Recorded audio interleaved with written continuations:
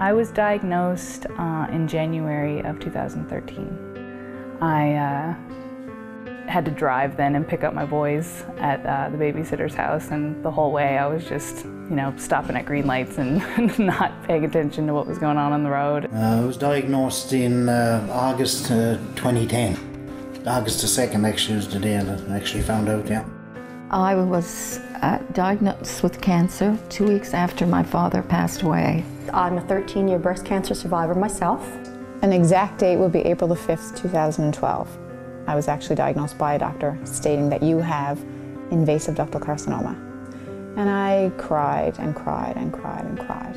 He got a call from the doctor wanting to see him first thing in the morning. And we found out that it was non-Hodgkin's lymphoma. You know in the back of your mind you think there's something going on, but you're wishful thinking that, oh no, this is going to be okay. And he sat us down and kind of explained it to us. I was only 14 or 15 then. My brother was even younger, so it's kind of hard to break that to kids like that. But I mean, he was so strong. I can remember it not making any sense. And I mean, it still makes no sense to me now. It's been 3 years. I don't think it ever sinks in.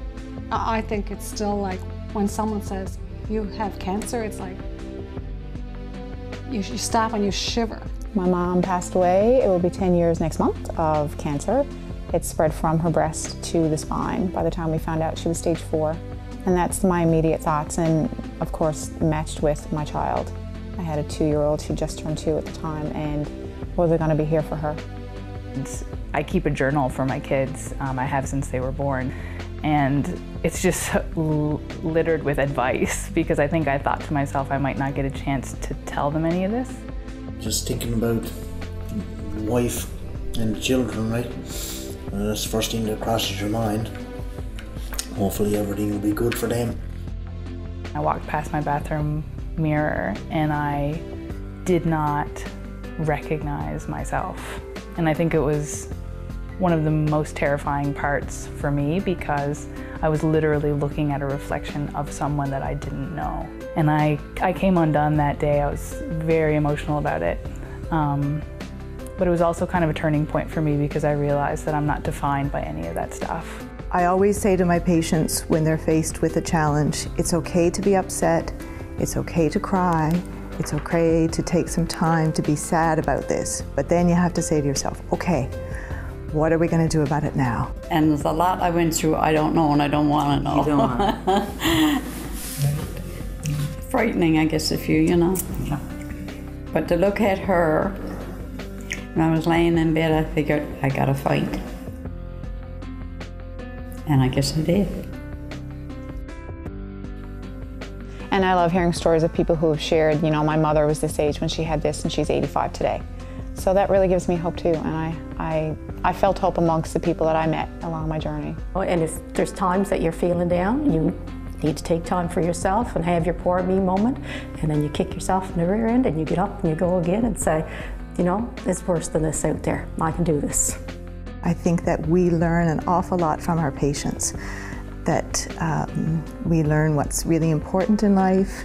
We learn what sorts of things to be asking the next patient and family, and it's really quite an incredible experience to be able to share with our patients as we do. And my social worker, she said, I just brought your file back from the Dr. Lang's office. You have hope. She said there's no reason for you not to have hope. I hope to be cured. I hope that when this is over, when we have all these scans finished and every test known to man that you have to go through every week, I'm hoping to be cured, and I hope to live a long, happy life. What I have seen is that people, certainly when they come here, first off, the big need and want is they want to get rid of this thing. They want cancer to be no longer part of their life. But I think what we find is that people, as they go through this experience, they begin to realize that life has all kinds of hopes and dreams. That was the biggest thing for me, and the same thing for my mom and my brother. My dad being positive through the whole experience was definitely the biggest difference, because I could see the change in his body, but his attitude never changed at all. We have a swing in the garden. The first year he was sick, we did a lot of swinging in that swing. And I'll tell you, that was the best summer for a long time. Because you spend more time together, you appreciate the little things. Sometimes everybody needs to have a little swing. Let your life become a miracle to others so that they know that that cancer doesn't claim who you are, that you can rise above it. And those little things are miracles to me, because it really shows the resiliency that people can have through this kind of experience. My dad was 57 when he passed away in June. We pretty much had done anything you can imagine as father, son, family, that kind of thing. We packed a lot of life into those last 4 years. It was always in the back of my mind from the time it happened, right? Whether I'd ever get to see a grandchild or not, right?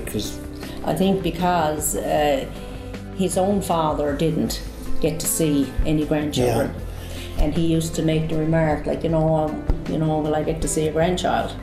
Something positive, and something to look forward to, I'm definitely different physically. I don't really care that I look different physically.